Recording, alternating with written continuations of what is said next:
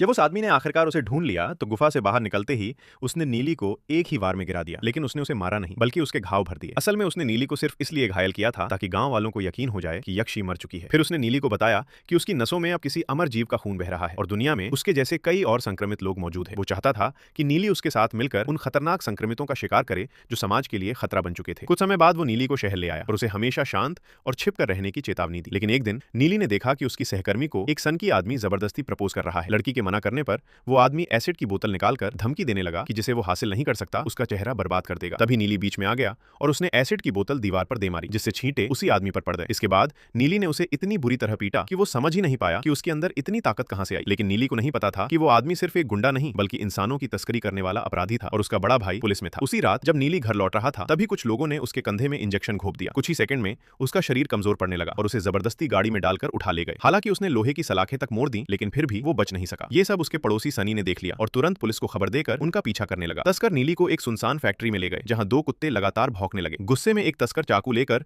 उन कुत्तों की तरफ बढ़ा और उन्हें मार डाला। कुत्तों की दर्दनाक चीख सुनते ही नीली की आंख खुल गई, लेकिन तभी तस्कर ने उसे थप्पड़ मारकर उसके कान में फुसफुसाया कि क्या उसे पता है उसने किससे दुश्मनी ली है। मगर उसी पल नीली की नजर उसकी गर्दन पर गई और उसके अंदर छिपी राक्षसी भूख जाग उठी। अगले ही कुछ मिनटों में उसने सभी तस्करों को बेरहमी से खत्म कर दिया। तभी वहां पहुंचे सनी ने यह भयानक दृश्य देख लिया और डर के मारे बेहोश हो गया। जब उसे होश आया तो नीली उसे धमकाते हुए लाशें ठिकाने लगाने में मदद करने को कहने लगा, वरना अगला नंबर उसी का होगा। दोनों ने मिलकर सभी शवों को खून की दलदल में बदल दिया। थोड़ी देर बाद तस्कर का पुलिस वाला भाई मौके पर पहुंचा, लेकिन वहां सिर्फ कुछ दांत और एक कॉन्टैक्ट लेंस मिला। उसने अपने भाई की मौत का बदला लेने की कसम खा ली। तभी उसकी नजर सनी पर पड़ी जो अखबार में छपी उसी घटना की खबर देखकर बुरी तरह घबराया हुआ था। सनी का डर देखकर पुलिस वाले को शक हो गया। उसने तुरंत अखबार उठाया और नीली तक पहुंच गया, क्योंकि दूसरे गवाह ने पुष्टि कर दी थी कि अपहरण के दौरान मौजूद वही लड़की असल में नीली थी। इसके बाद मौका मिलते ही वो चुपके से नीली के घर में